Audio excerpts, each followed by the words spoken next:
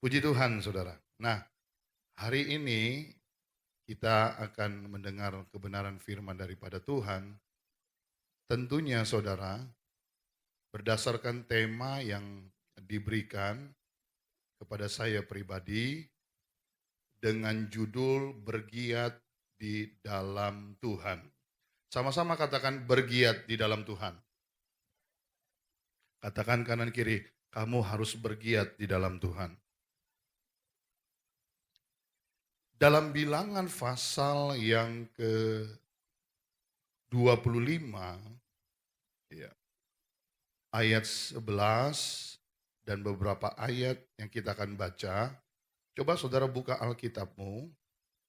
Ada satu cerita tentang perjalanan bangsa Israel sebelum mereka masuk tanah Kanaan. Ya. Ayatnya berkata begini. Pinehas anak Eleazar, anak Imam Harun, telah menyurutkan murkaku daripada orang Israel. Oleh karena ia begitu giat membela kehormatanku di tengah-tengah mereka, sehingga tidaklah kuhabisi orang Israel dalam cemburuku. Saudara, untuk ada di ayat 11, saya mau kita lihat ayat yang pertama, beberapa ayat dulu supaya saudara ngerti kenapa hal ini bisa terjadi. Lihat ayat yang pertama, coba. Bilangan pasal 25 ayat pertama, sementara Israel tinggal di Sitim, mulailah bangsa itu apa? Berzina dengan perempuan-perempuan Moab. Nah, saya harus kasih tahu dulu saudara, latar belakang dari tulisan bilangan ini, bilangan ditulis oleh Musa sendiri, dan dengan tema besar adalah pengembaraan di padang gurun. Jadi sekali lagi ada banyak hal yang terjadi oleh bangsa Israel ketika mereka keluar dari tanah Mesir. Proses demi proses itu harus dijalani. Dan ada banyak hal yang negatif sebenarnya kalau Anda baca dan bisa pelajari. Tetapi saudara, dalam hal ini sudah sampai puncak kesabaran Tuhan. Tuhan tuh punya batas kesabaran. Setuju nggak saudara? Oh enggak Pak, Tuhan itu maha penyayang Pak. Oh iya memang. Oh, kasihnya lebar, tinggi, dalam, tak terhingga, Pak. Betul juga. Tetapi di sisi lain, seringkali saya katakan gini, justru sifat Allah inilah yang jarang dihotbahkan. He is a jealous God. Halo? Maksud Bapak apa? Saya nggak ke dukun, Pak. Saya nggak ke paranormal, di rumah juga nggak ada patung yang saya sembah memang. Tapi gadget. Halo? Saya mau tanya sama saudara, satu minggu ini saudara punya handphone nggak? Punya ya? Ada aplikasi Alkitab nggak? Ada. Saya mau tanya, satu minggu ini lebih banyak buka Facebook apa Alkitab? Ayo ngaku aja supaya ringan, saudara. Benar nggak? Iya kan? Nah, hal-hal kecil ini yang sebenarnya membuat Allah cemburu.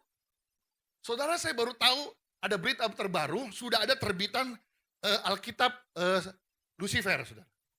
Gereja setan di Amerika baru merilis kitab Lucifer. Yang di dalamnya tentunya menolak setiap kebenaran firman. Dan cara setan untuk menarik perhatian kita adalah ya ini. Alkitabnya ada Pak. Dibaca nggak?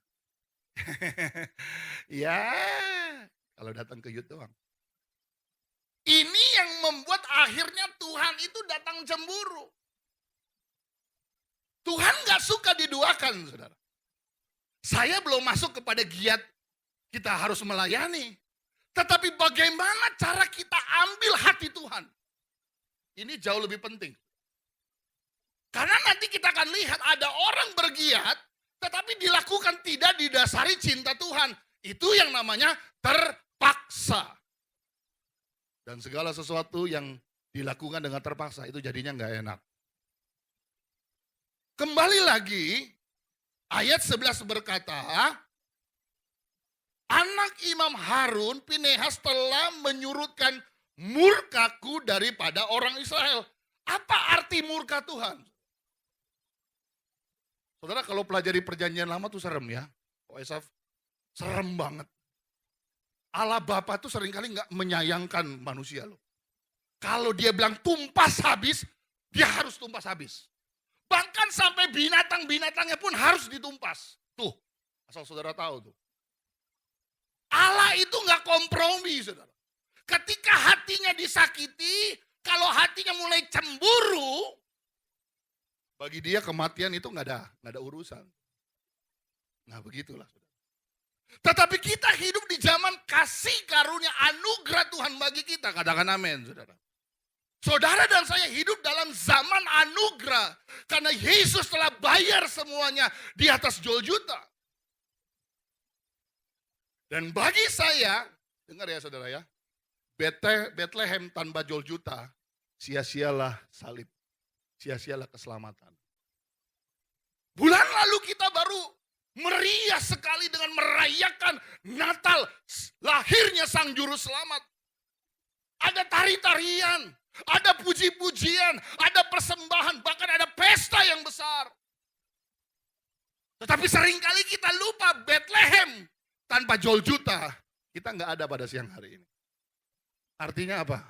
Kita juga menghargai pengorbanan Tuhan Yesus. Saudara, dia lakukan nggak main-main, saudara. Dia harus ambil dosa seluruh umat manusia demi keselamatan kita. Yang cinta Tuhan katakan amin dong.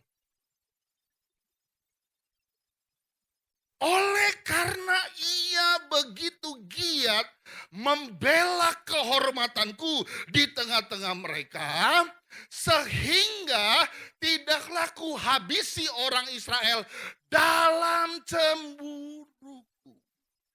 Ketika ayat ini muncul, sadarlah kita bahwa dia punya sifat cemburu. He is a jealous God. Coba saudara, lihat hidup kita 2019, banyakkan mana waktu kita pergunakan untuk kesenangan pribadi atau untuk menyenangkan Tuhan. Kita ngikutin hawa nafsu atau apa yang Tuhan mau yang kita lakukan. Hanya Tuhan dan saudara yang bisa jawab itu. Dan saya berdoa saudara, memasuki tahun 2020, kita lebih cinta Tuhan. Katakan amin saudara. Kata bergiat, bahasa Inggrisnya, saya kalau udah siang gini Inggris agak lupa-lupa saudara. Tapi dia tulis begini, zealous, bukan jealous ya. Z-I-E-L-O-U-S. Diterjemahkan lagi, ada muncul kata tekun. Dengan tekun, dengan giat, kegiatan, ketekunan kita membuat amarah Tuhan itu runtuh. Ini menarik. Saya mau kita baca satu ayat dulu. Coba Roma 12 ayat 11. Ayat hafalan. Roma 12 ayat 11. Sama-sama baca. 1, 2, 3. Janganlah hendaknya kerajinanmu, biarlah rohmu menyala-nyala, dan kata giat di sini sama dengan kerajinan, nggak boleh kendor. Siapa di sini terlambat sekolah nggak dimarahin? Hah? Halo? Gurunya datang. Nggak apa-apa, lain kali terlambat terus. Ada begitu? Siapa di sini udah kerja? Di kantor-kantor yang modern sekarang udah ada mesin ya. Itu harus dicekrek atau sekarang pakai jempol ya. Yang lebih keren lagi pakai mata gitu. Itu enggak ya? Dan mesin nggak akan salah kapan kamu datang, kapan pulang. Karena itu ada recordnya semua.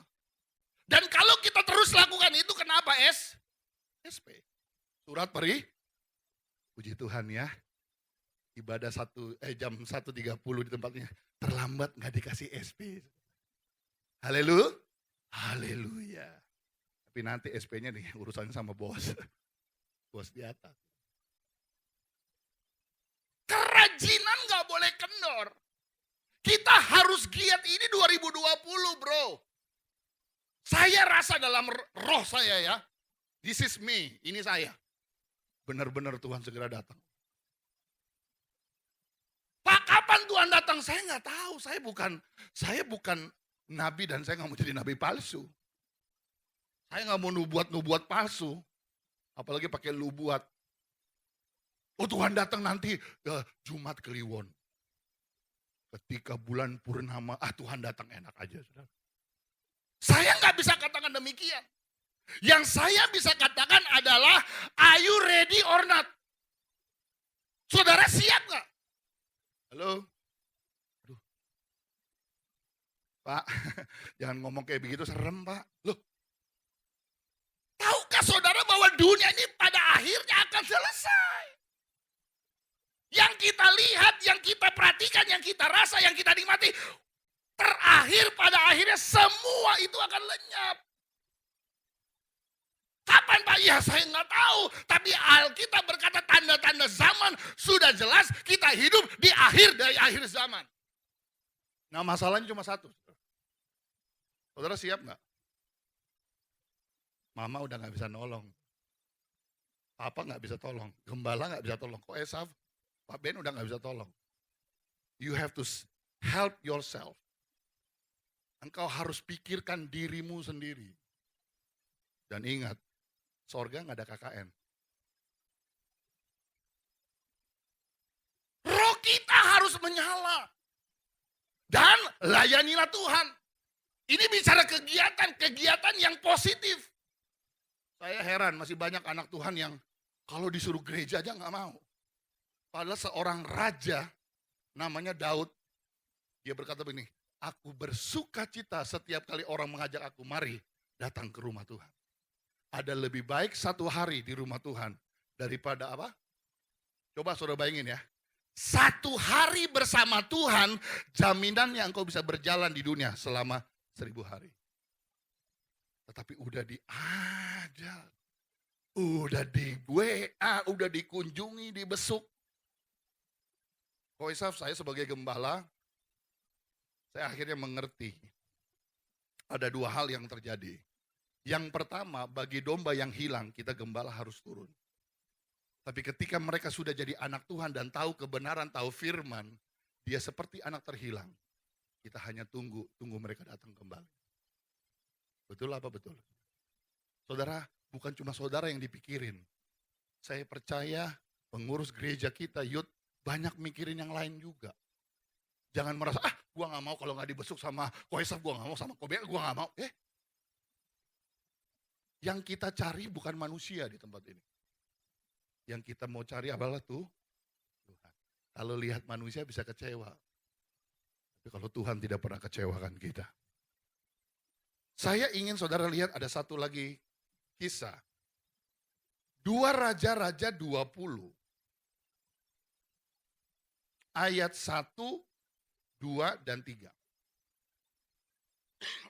2 Raja-Raja 20. Ayat 1, 2, dan 3. Pada hari-hari itu Hizkia jatuh sakit dan hampir apa? Lalu datanglah Nabi Yesaya bin Amos dan berkata kepadanya, beginilah firman Tuhan, sampaikanlah pesan terakhir kepada keluargamu, sebab engkau tidak akan sembuh. Saudara, teman-teman, tiba-tiba satu siang, misalnya ada tim besok ya, ketok siang-siang. Shalom. Kayaknya teman-teman gue nih, gitu ya.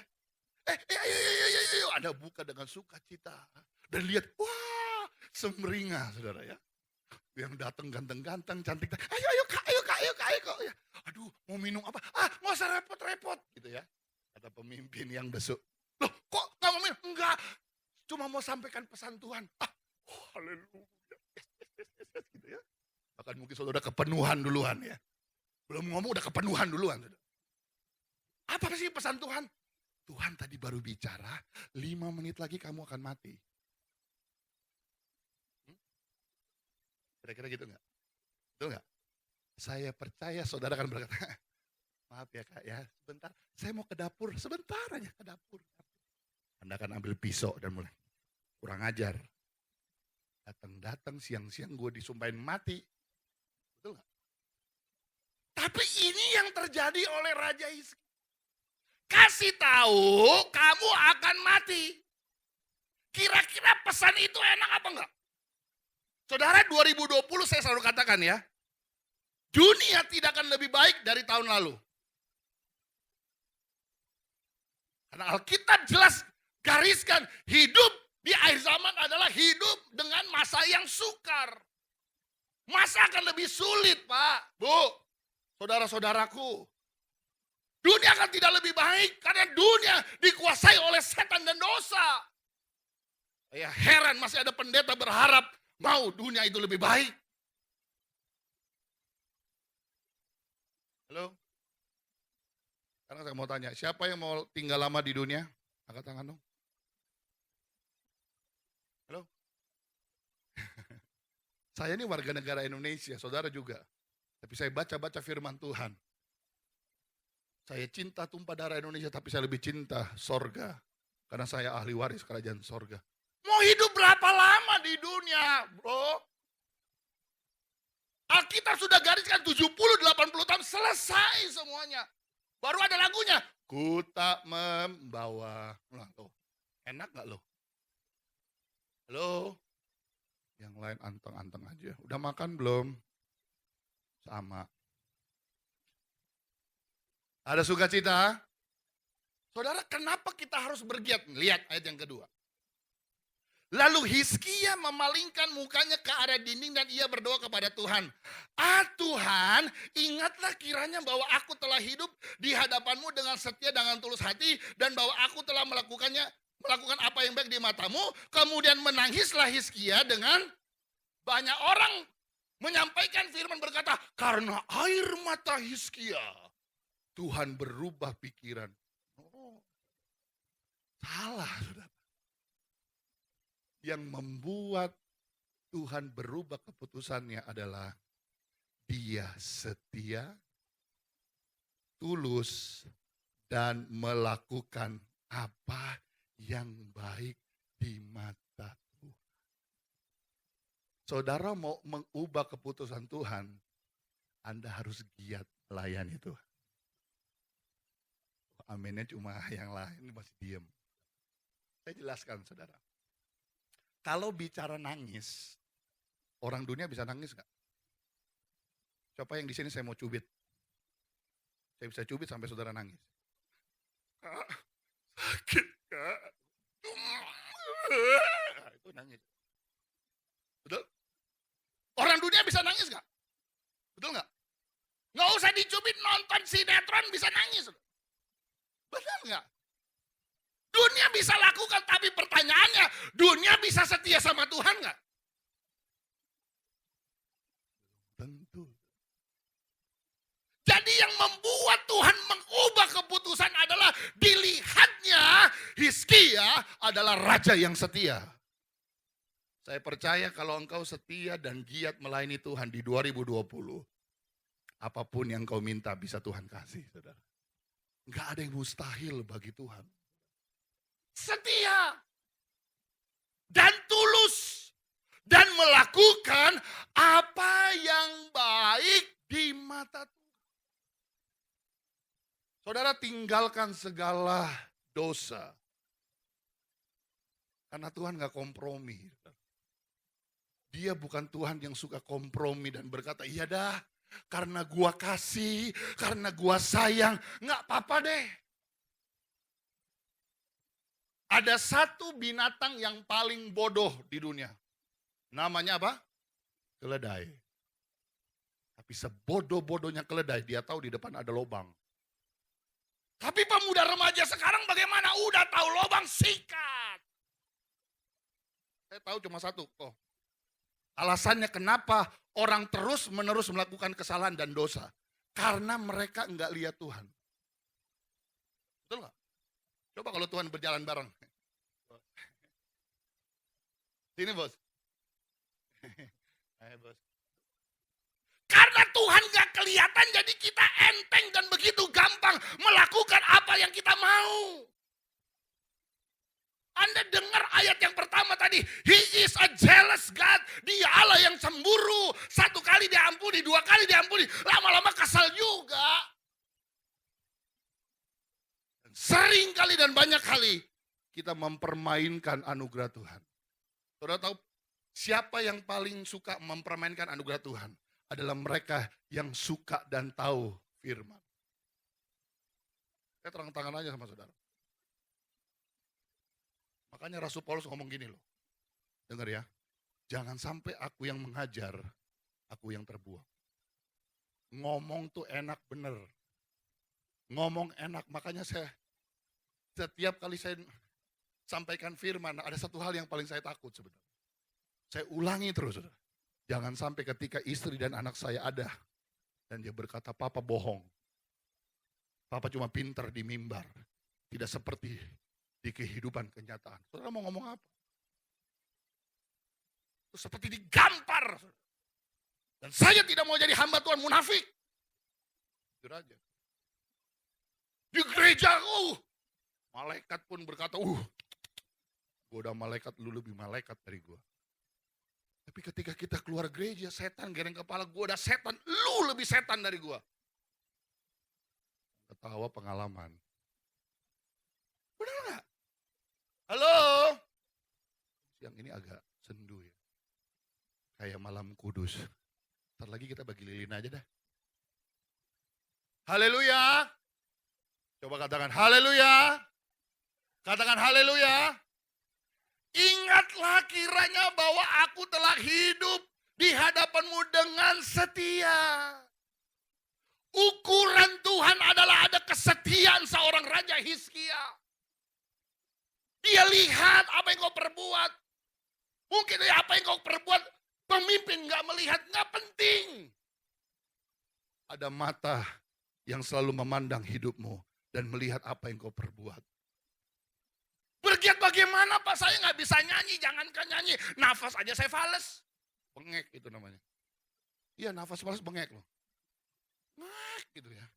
Ngek. Tadi WL, waduh singa luar biasa, suaranya indah. Saya nggak bisa main musik Pak. Oke, sekarang saya mau tanya sama saudara. Siapa di antara kita semua yang nggak bisa berdoa? Hah? Saudara makan berdoa nggak? Tidur berdoa? Bangun tidur berdoa? Ini cerita aja kok. Waktu di sekolah Alkitab kelas 1, saya banyak dikerjain sama kakak angkatan. Biasa kita makan daging cuma seminggu sekali. Kasihan ya. Biasanya makan tempe. Nah datang hari Minggu, daging ayam, puji Tuhan. Lalu saya duduk di tengah-tengah angkatan kelas 2. Lalu mereka bilang, Brur berdoa. Yesus, Engkaulah juru selamat. Doa makan. Kadang semangat sekolah kita. Waktu saya amin, ayam saya hilang. Saya bilang kurang ajar. Nanti kelas 2 saya balas. Gantian. Ada kelas 1 nih. Sini. Duduk sini. Berdoa. Nah, berdoanya dari Adam sampai Adam Malik. Saudara. Panjang benar, saudara. Akhirnya ayamnya hilang juga, saudara. Makanya saya bilang, lain kali kalau berdoa cuma begini. Tuhan Maha tahu, amin. Jangan diikutin ini sesat, saudara ya. Nah, artinya saudara, kita punya hubungan yang baik dengan Tuhan. Di mana saja kita berada. Kesetiaan kita itu bukan cuma di mulut. Biasa ya, 2020 kan gini ya. Aduh, 5 menit lagi Tuhan. Bener deh, 2020 aku kan lebih setia. 3 menit lagi. Tuhan, kalau kau masukkan aku 2020, pasti aku kan begitu kan. Terlalu banyak janji. Waktu masuk 2020, deng. Lupa tuh. Coba katakan kiri, jangan-jangan kamu. Coba katakan kiri, jangan lu ya. Bener gak? Biasanya kan kita begitu ya, panas-panas. Titik-titik ayam. Apa itu titik-titiknya? Nah itu. Bener gak? Semangatnya luar biasa masuk 2020. Tapi Hizkia, sekali lagi ya. Kunci kenapa Tuhan bisa ubahkan keputusannya. Karena dia setia, tulus, dan melakukan kehendak Bapa di sorga. Saudara mau bergiat? Lagu kita Pantai Kos 1 ada lagu gini Pak Ben. Maju maju saja, Tuhan selalu serta. Nanti satu kali salib digantikan mahkota, ya kan? Majulah jalan ke sorga. Sama lagi, maju tak gentar. Maju aja saudara, jangan lihat ke belakang. Kalau enggak jadi seperti istri loh. Satu contoh lagi saudara. Bicara giat. Dan ini ada dalam perjanjian baru. Matius pasal 25. Ayat yang ke-14. Matius 25 ayat 14. Sebab hal kerajaan sorga sama seperti seorang yang mau bepergian ke luar negeri, yang memanggil hamba-hambanya dan mempercayakan harta kepada mereka. Yang seorang diberikannya berapa? Berapa? Yang seorang lagi berapa? Dan yang seorang lagi masing-masing, perhatikan, menurut kesanggupannya, lalu ia berangkat. Tuhan itu berbicara dia adalah Tuhan kita, Tuhan kita. Nah ketika Tuhan mau pergi, hamba-hambanya dikumpulin, ayo sini. Saya mau pergi, nih saya kasih modal, betul? Memang modalnya nggak sama, ada yang 5, ada yang 2, ada yang sah. Tetapi Alkitab berkata sesuai dengan kemampuan. Satu pun sesuai dengan kemampuan. Jadi gak mungkin di antara kita gak bisa berdoa. Anda mungkin tidak ada di mimbar ini, tapi hatimu berdoa, Tuhan pakai temanku di depan ini. Haleluya. Anda masuk dalam bahagian pelayanan. Siapa yang di sini pernah nonton balapan F1? Pernah? F1 tahu nggak? Bukan FC. Jelasinnya susah ya. Balapan F1 tahu nggak? Balapan mobil F1, tahu ya? Yang paling jago dulu kan Michael Schumacher, betul ya? Nah saudara, ada yang menarik. Ketika kita nonton pertandingan F1, setiap berapa putaran, bensin sudah mau habis, itu di calling dari pusatnya. Sudah mau habis, sudah masuk ke mana? Pit stop namanya. Tempat pemberhentian, betul ya? Jadi pas mereka muter, lihat pisau masuk, cicit, masuk. Nah, saudara perhatikan nggak pekerja yang pas mobil masuk, ada yang ganti ban, ada yang begini. Saya lagi perhatikan, Pak, ada satu pekerjaan yang bagi saya agak lebay. Tahu nggak apa? Ngelapin kaca driver. Betul nggak? Perhatikan nggak? Ya, yang lain bola, yang ini isi bensin, ini cuma cek, buat. Pertanyaannya, kalau nggak ada dia, kira-kira mobil ini bisa jalan nggak? Drivernya bisa lihat dengan baik nggak? Nah, kelihatannya kecil di hadapan manusia, tapi berharga di hadapan Tuhan. Mungkin kau berkata, aduh saya cuma nyusun bangku, Om. Karena memang saya nggak bisa lakukan. Satu itu berharga. Nanti kita akan lihat. Kenapa alasan yang satu marah-marah, nanti kita akan lihat. Karena pada dasarnya dilakukan, tidak mau dilakukan, dan tidak memiliki hati. Saya umur 10 tahun kok, sudah bisa main drum. Di zaman itu. Merek drum kami dulu, keren. Isuzu. Beneran saudara.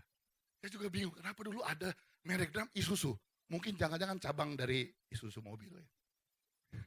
Tapi dulu waktu gereja kami punya drum, tahun-tahun itu, wah saya ngeliatin aja.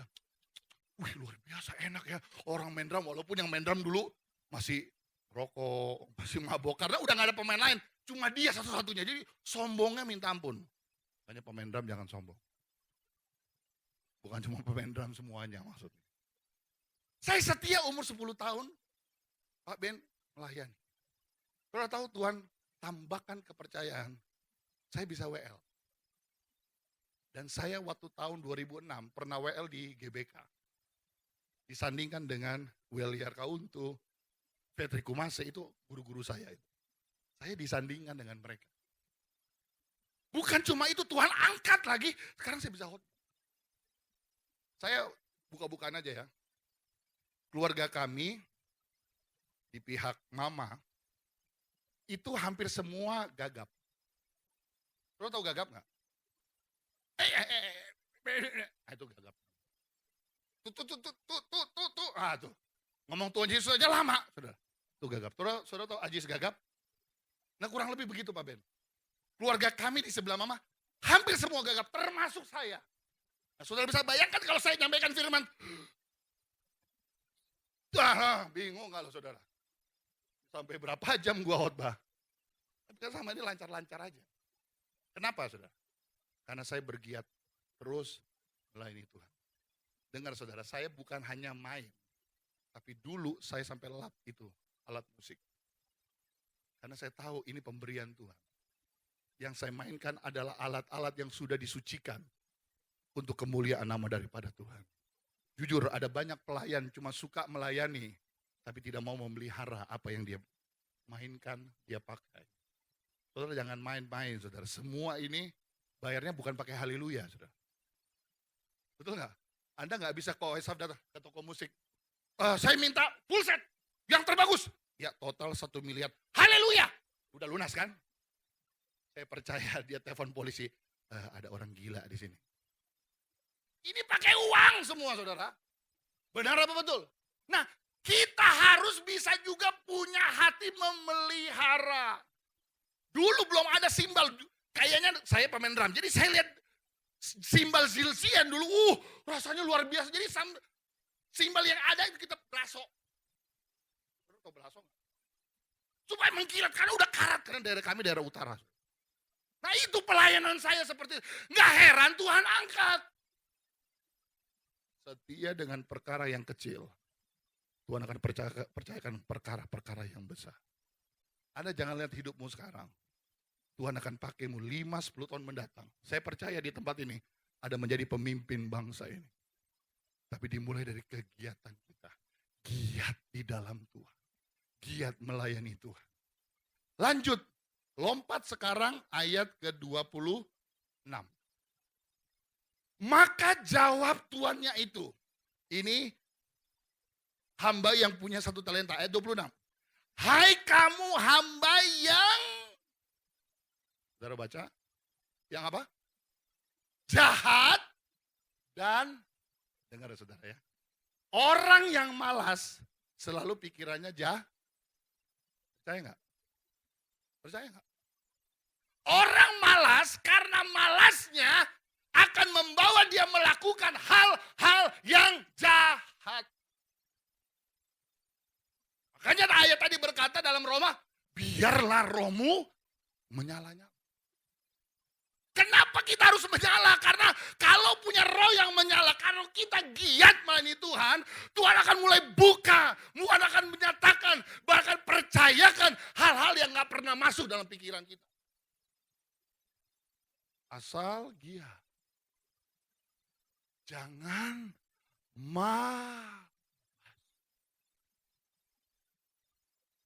Saya baru ngerti itu lagu. Jangan lelah bekerja di ladangnya. Waktu masuk ref saya agak bingung. Ratakan tanah PU kali. Iya kan? Kalau kita nyanyi begitu kita nggak ngerti apa itu. Ratakan tanah bergelombang. Saya ngerti tujuan penulis lagu ini begini. Ada banyak hati-hati yang nggak rata. Dengan melayani, dengan giat melayani, hati kita diratakan oleh Tuhan. Hati kita dimurnikan oleh Tuhan. Anda bisa tutupi di hadapan pemimpin. Tapi engkau nggak bisa tutupi di hadapan Tuhan. Kita berkata kita telanjang di hadapan Tuhan. Anda bisa lihat saya dengan pakaian yang baik. Tapi nggak tahu hati saya seperti apa. Tapi layanilah dengan hati yang tulus di hadapan Tuhan. Tuhan lihat hati. Kedalaman hatimu. Anda datang siang hari ini, saya katakan untuk kegiatan minggu siang, butuh pengorbanan yang luar biasa. Di saat teman-teman kita lagi enak-enak hari libur di mall, mereka sedang pergi ke tempat rekreasi, mereka sedang menikmati hari libur. Tapi kita ada di rumah Tuhan, ini bentuk karena kita giat dan cinta Tuhan. Yesus adalah pusat dari segala apa yang kita kerjakan siang hari ini. Dan kalau hatinya disenangkan karena dia lihat hati kita tulus, oh saudara, apa yang menjadi cita-citamu 2020 akan tercapai di dalam nama Yesus. Tidak ada perkara yang mustahil di hadapan Tuhan. Ayat 30. Dan campakkanlah hamba yang tidak berguna itu ke dalam kegelapan yang paling gelap. Di sanalah akan terdapat ratap dan kertak. Orang yang malas, orang yang tidak mau bergiat, ujung-ujungnya neraka juga. Alkitab yang ngomong, bukan saya. Jadi hari ini, kalau bisa sebentar habis pulang ibadah, nggak usah ditunjuk, Anda bisa datang ke Koesaf, ke Pak Ben. Saya mau melayani Tuhan.